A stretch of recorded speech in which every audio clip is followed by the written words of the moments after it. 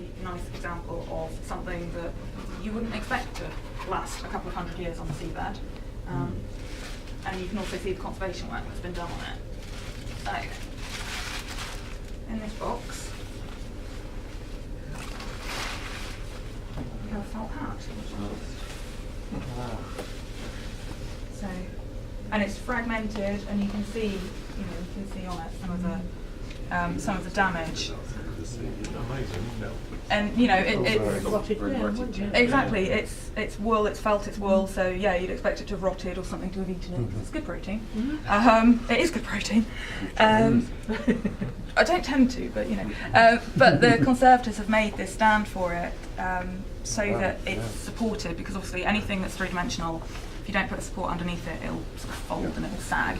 So it's on its stand, it's in the box. It's a really lovely object.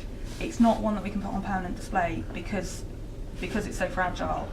And even on the stand, the problem with felt, with wool, with silks as well, anything like that, is they're quite sensitive to light.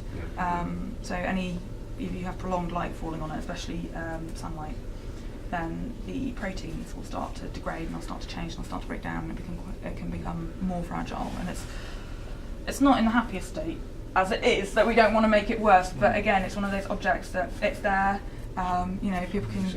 People can come and see it. They can view it. It might be one that goes on temporary display at some point, but it's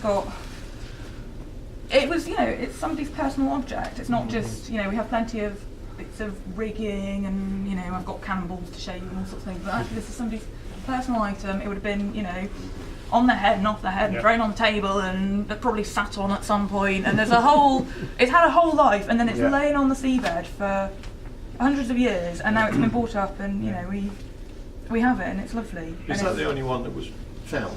No, there's a couple actually. Oh, right. We had a Monmouth cap as well that was found. There's a stocking that's on display, actually, because that is slightly more stable, that one, so that's on display down in Command of the Oceans.